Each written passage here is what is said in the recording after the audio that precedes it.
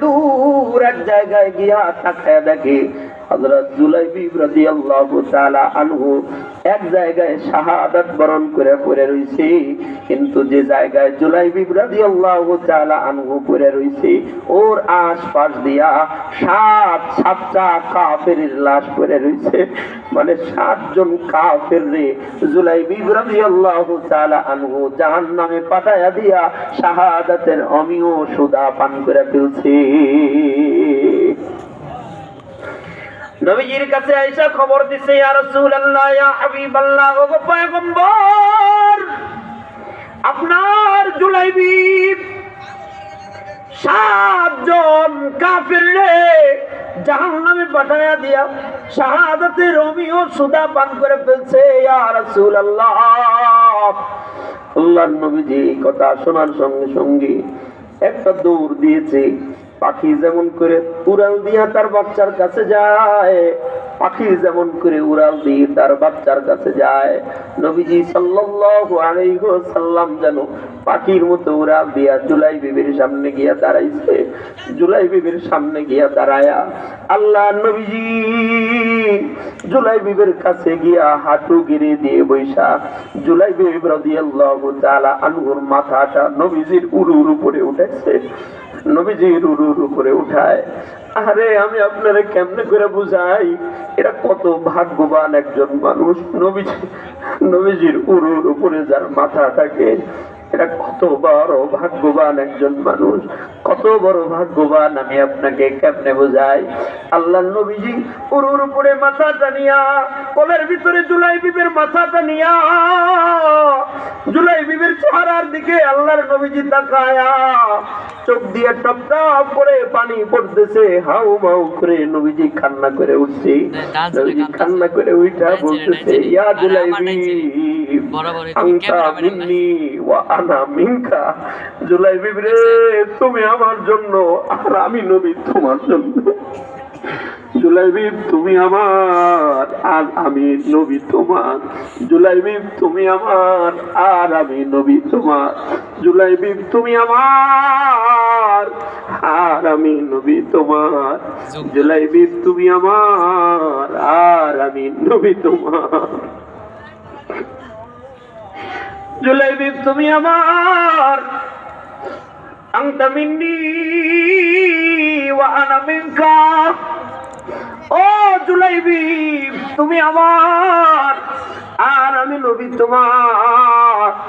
আল্লাহর নবীজি উরুর উপরে এমন করে মাথাটা নিয়ে নবীজি কথাগুলো বলে হাউ মাউ করে কান্না করতে করতে সাহাবায়ে কেরামদেরকে নির্দেশ দিলেন, কলিজার টুকরা সাহাবীরা রে, যাও যাও আমার জুলাইবিবের দাফন কাফনের ব্যবস্থা করো।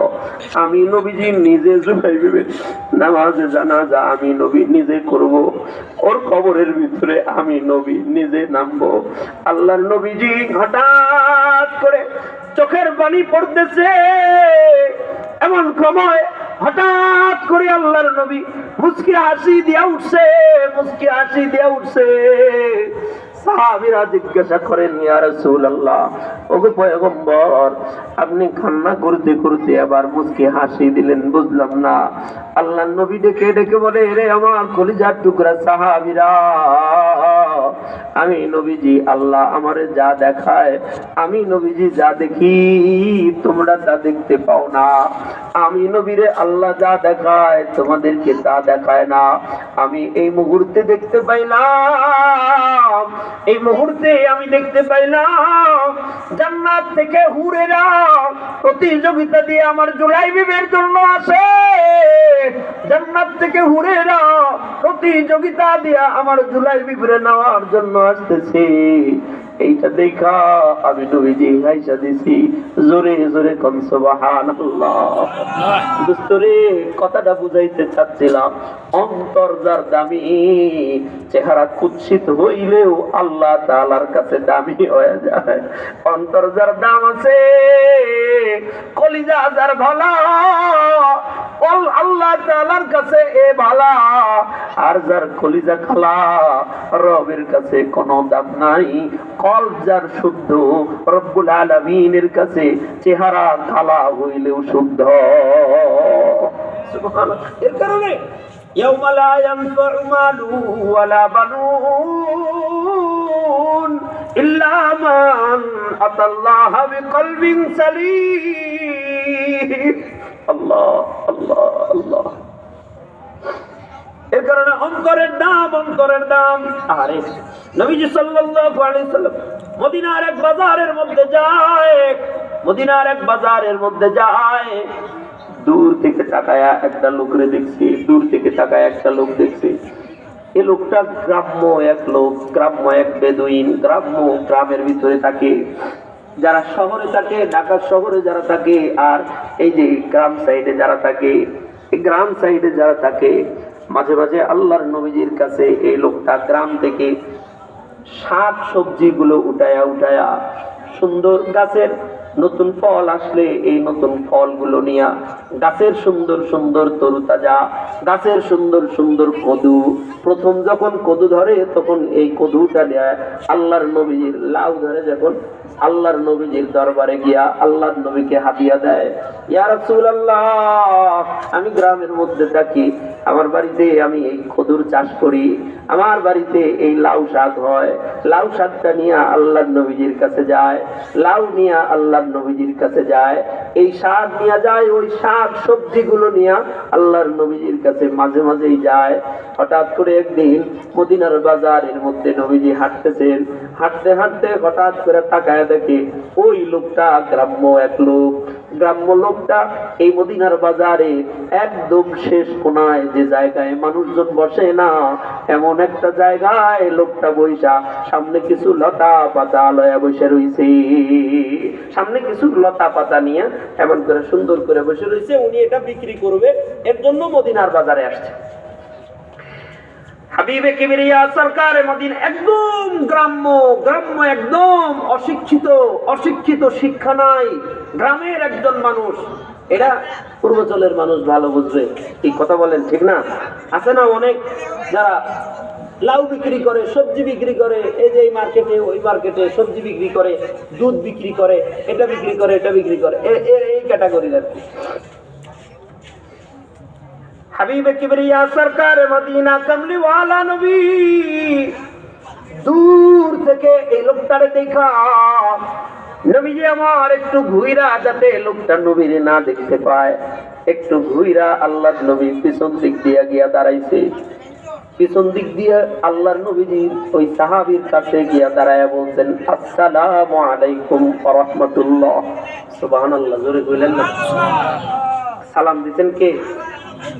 বলেন, সালাম দিতেন কে? এটা হলো নবীজির শিক্ষা, এটা হলো আল্লাহর নবীর শিক্ষা। সালাম তুমি আগে দিবা, সালামের জন্য অপেক্ষা করবা না। সালাম আমি আগে দেব, সালামের জন্য অপেক্ষা করব না, এটা নবীজির আদর্শ। নবীজি আমাদেরকে এটাই শিখায় গেছে। নবীজি যদি সালাম দিতে পারে, আমি ইমাম হয়ে সালাম দিতে পারবো কি পারবো না? বলেন না? আরে আমি ইমাম, আমি তো আগে সালাম দেব, আমি খতিব, আমি আগে সালাম দেব, আমি মুফতি, আমি আগে সালাম দেব, আমি মুহাদ্দিস, আমি আগে সালাম দেব, আমি সভাপতি, আমি আগে সালাম দেব, আমি সেক্রেটারি, আমি আগে সালাম দেব, আমি সমাজের মধ্যে সবচেয়ে দামি মানুষ, আমি আগে সালাম দেব। এটা রাসূলের আদর্শ। নবীজি গিয়া তারে সালাম জানাইলেন, আসসালামু আলাইকুম ওয়া রাহমাতুল্লাহ। নবীজির জবানের সালাম শুই না লোকটা হাউকি তাড়াতাড়ি করে এমন করে উঠতে চাইছে। নবীজি উঠা দেখা আল্লাহর নবী গিয়া কাঁধের উপরে এমন করে হাত দিয়েছে, এই যে এটা আগান, এমন করে কাঁধের উপরে এমন করে হাত দিয়া আল্লাহর নবী ওর কাঁধটাকে দাবায়া ধরে নবীজিও বসে পড়ছে, ওরেও বসাইছে, উঠতে দেয় নাই। সুবহানাল্লাহ, জোরে বলেন আল্লাহু আকবার। কাদের ভিতরে এমন করে হাত দিয়া, মানে এক দোস্ত আরেক দোস্তের কাঁধের ভিতরে হাত দিয়া যেমন করে চলে, নবীজি এমন করে কাঁধের উপরে হাত দিয়া এর লয়া বসে পড়ছে। এই কিরে, এর কি হইছে? এই কথা কই না,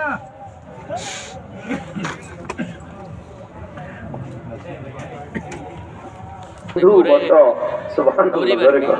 রাস্তা থাকে বাড়ি ঘর মনে কি করো হুজুর? এই যে লতারি পাতারি বিক্রি করি, শাকসবজি নিয়ে আসছি একটু, এই লতা পাতা একটু বিক্রি করার জন্য। আরে এমন জায়গায় বসলা যে জায়গায় কোনো মানুষ নাই, এমন জায়গায় বসলা যে জায়গায় কোনো মানুষ নাই। আচ্ছা ঠিক আছে, তুমি বসো।